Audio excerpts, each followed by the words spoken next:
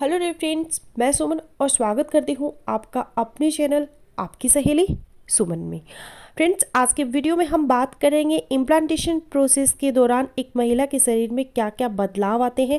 यानी कि जिस टाइम पर आपका बच्चा आपके यूट्रस से चिपकता है, इम्प्लांट होता है यूट्रस में, उस टाइम आपको कौन कौन से लक्षण नज़र आ सकते हैं। इस दौरान एक महिला के शरीर में क्या क्या बदलाव हो सकते हैं। तो चलिए बिना देरी के वीडियो शुरू करते हैं। फर्टिलाइजेशन की प्रक्रिया के बाद एम्ब्रियो यानी कि जो भ्रूण बनता है वह फैलोपियन ट्यूब में नीचे की ओर चला जाता है। ट्यूब की गहराई में जाने के बाद यूट्रस की लाइनिंग में सेट हो जाता है और यहीं से आपकी प्रेगनेंसी है वो ग्रो करना स्टार्ट कर देती है। यह तब तक रहता है जब तक कि बच्चे की डिलीवरी नहीं हो जाती है। कई लोग फर्टिलाइजेशन को प्रेगनेंसी की शुरुआत मानते हैं, लेकिन सक्सेसफुल इम्प्लांटेशन होना बहुत ज़रूरी होता है। अगर एक बार एम्ब्रियो इम्प्लांट हो जाता है तो हार्मोन सीक्रेशन चालू हो जाता है, जिससे पूरा शरीर बच्चे के लिए तैयार होना शुरू हो जाता है। तो इस टाइम यानी कि जो इम्प्लांटेशन की प्रक्रिया होती है उस दौरान शरीर में एक नहीं बल्कि कई सारे लक्षण महिला में नजर आते हैं। जिन महिलाओं को प्रेगनेंसी के बारे में जानकारी नहीं होती वह अक्सर अपने पीरियड्स का इंतजार करती है। अगर ऐसे में उन्हें कुछ मात्रा में ब्लीडिंग हो जाती है तो उन्हें लगता है कि कुछ ही दिनों में उनके पीरियड शुरू हो जाएंगे, लेकिन ऐसा ज़रूरी नहीं है। जो महिलाएं कंसीव कर लेती है उनमें लाइट ब्लीडिंग हो सकती है। यह लाइट ब्लीडिंग पीरियड को लेकर कंफ्यूजन पैदा कर सकती है। वहीं इम्प्लांटेशन के दौरान कुछ महिलाओं को ब्लीडिंग नहीं होती है। करीब 25 से 35% महिलाएं हल्की स्पॉटिंग महसूस कर सकते हैं।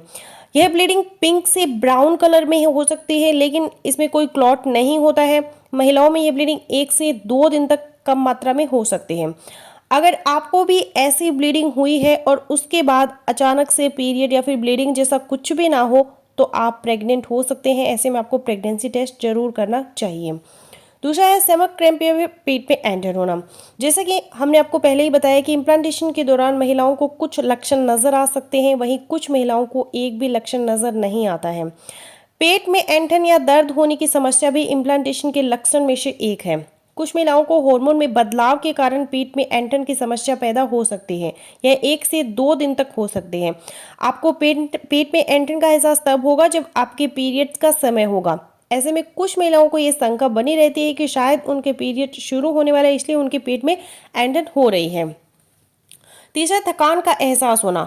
तो जैसा कि मैंने आपको पहले ही बता दिया कि कुछ महिलाओं को तो इम्प्लांटेशन के बारे में जानकारी ही नहीं मिल पाती, वहीं कुछ महिलाएं इम्प्लांटेशन के हल्के लक्षण महसूस कर सकती हैं।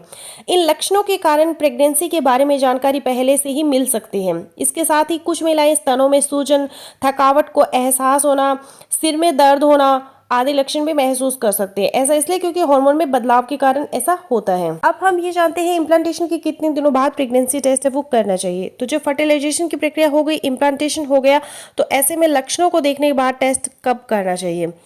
वैसे तो महिलाएं प्रेगनेंसी टेस्ट तभी करती है जब उनके पीरियड्स मिस हो जाते हैं।